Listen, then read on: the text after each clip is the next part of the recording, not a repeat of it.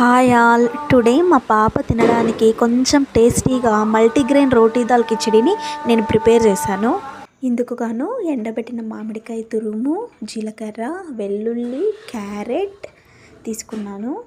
అలాగే వీటితో పాటు తగినంత కందిపప్పు తీసుకున్నాను. ఇలా కందిపప్పుని, క్యారెట్ని పైన వీడియోలో చూపించిన విధంగా స్ట్రీమ్ చేసుకున్నాను అన్నమాట. చాలా వరకు నేను సాల్ట్ని, ఆయిల్ని అవాయిడ్ చేస్తాను. టోటల్గా గోధుమ పిండి, మైదా పిండి కూడా నేను టోటల్గా అవాయిడ్ చేస్తాను. మల్టీగ్రెయిన్స్తో తయారు చేసిన రోటీని ఇలా మిక్సీ పట్టుకున్నాను అనమాట. తర్వాత క్యారెట్, కందిపప్పు బాగా ఉడికిపోయిందండి. ఇప్పుడు ఆఫ్టర్ దట్ బౌల్లోకి కొంచెం నెయ్యి వేసి తర్వాత వెల్లుల్లి వేసుకున్నాను. ఆఫ్టర్ జీలకర్ర, తర్వాత ఎండబెట్టిన మామిడికాయ తురుము, తర్వాత కందిపప్పు, క్యారెట్ని వేసుకునేసాను.